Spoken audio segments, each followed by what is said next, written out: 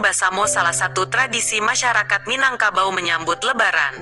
Tak terasa tinggal beberapa hari lagi Ramadan akan segera meninggalkan kita dan Hari Raya Idul Fitri atau Lebaran pun akan segera tiba.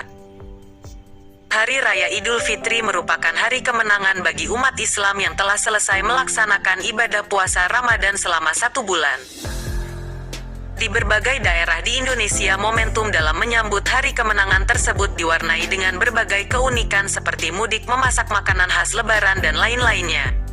Begitu juga dengan masyarakat Sumatera Barat. Masyarakat Ranah Minang ini biasanya akan menggelar berbagai kegiatan khas Lebaran sebagai wujud rasa syukur atas karunia Allah dan sebagai wadah mempererat silaturahmi. Berikut beberapa tradisi masyarakat Minangkabau saat menyambut Idul Fitri seperti yang dikutip dari berbagai sumber. 1. Pulang Basamo. Pulang Basamo adalah istilah dalam bahasa Minangkabau yang berarti mudik secara bersama-sama menjelang Hari Raya Idul Fitri. Tradisi ini dilakukan oleh perantau Minangkabau yang ingin pulang kampung dan berlebaran di kampung halaman masing-masing. Secara umum, pulang Basamo hampir sama dengan tradisi mudik yang kerap dilakukan masyarakat Indonesia pada umumnya ketika Hari Raya Idul Fitri tiba. Namun tradisi pulang kampung orang Minang ini agak sedikit berbeda dengan yang biasa dilakukan masyarakat Indonesia. Kegiatan ini biasanya dilakukan oleh ikatan keluarga Minang di tanah rantau. Nuansa kekerabatan, persaudaraan, serta kepedulian terasa sangat kental dalam momen ini. Bisa dikatakan sudah sangat mendarah daging. Para perantau pulang Basamo umumnya menggunakan jalur darat dengan kendaraan pribadi atau menyewa bus. Jumlah rombongan bisa mencapai ribuan orang. Pulang Basamo bisa menjadi siasat bagi mereka yang ingin pulang kampung dengan anggaran yang terbatas mengingat tingginya harga tiket pesawat selama periode mudik Lebaran. Bahkan orang Minang akan patungan ongkos jika ada anggota kekerabatan yang kesulitan untuk bisa pulang Basamo. Sesampainya di Ranah Minang, para masyarakat akan menyambut kedatangan para perantau dengan penuh sukacita. Terkadang mereka juga memasang spanduk ucapan selamat datang. Selain bersilaturahmi, di kampung halaman ini para masyarakat dan perantau biasanya akan menggelar acara hiburan dan bakti sosial serta mengumpulkan dana yang kemudian digunakan untuk membangun kampung. Ketika perantau pulang kembali ke tanah rantau, masyarakat Minang akan mengiringi melepas perantau sambil diiringi doa. Momen ini benar-benar menunjukkan kuatnya persaudaraan orang Minang. 2. Malamang. Malamang dalam bahasa Minangkabau berarti membuat lemang. Tak semua daerah di Sumatera Barat punya tradisi ini. Hanya beberapa kabupaten dan kota saja, seperti Padang Pariaman, Pariaman, Padang, dan sejumlah daerah lain.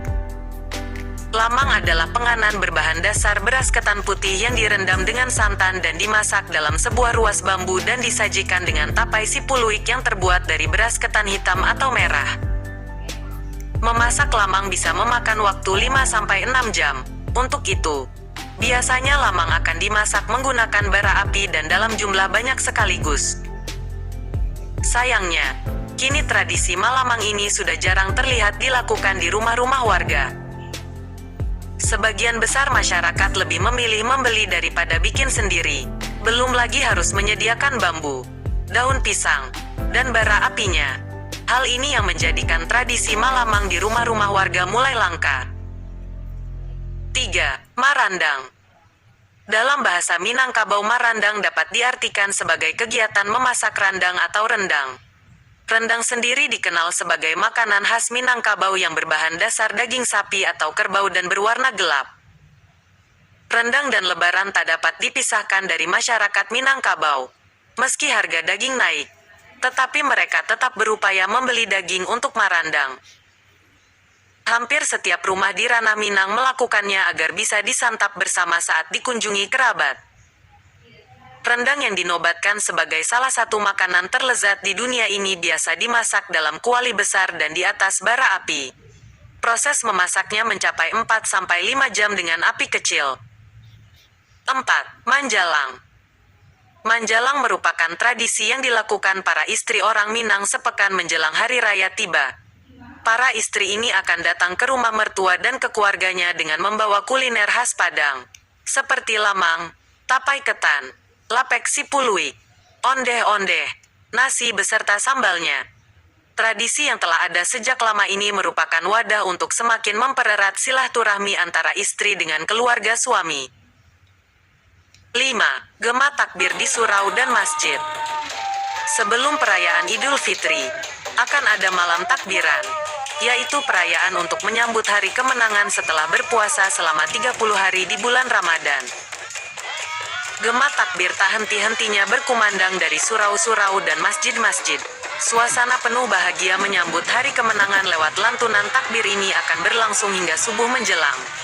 Tak hanya itu, anak-anak dan para pemuda biasanya berkeliling kampung sambil melantunkan takbir. 6. Rakik-rakik. Rakik-rakik adalah salah satu tradisi anak nagari Maninjau, Kecamatan Tanjung Raya, Kabupaten Agam, Sumatera Barat dalam memeriahkan malam takbiran jelang Hari Raya Idul Fitri. Dalam tradisi ini, ada rakik, rakit, dari bambu yang dihias dan dipersiapkan di kawasan Danau Maninjau. Pada bagian rakik-rakik dirancang seperti rumah adat, yang pada bagian tengah terdapat hiasan miniatur rumah gadang dan masjid yang diberi lampu dari bambu sebagai penerangan. Rakik-rakik hias itu bakal dinilai oleh ninik mamak atau tokoh adat dari indah dan meriah penampilannya. Suasana makin terasa meriah dan sakral ketika takbir berkumandang diiringi tambuatan sah. Sekali-sekali terdengar dentuman meriam bambu dari rakik yang semakin jauh ke tengah danau, sehingga hanya kelihatan kelap-kelip lampu dari kejauhan.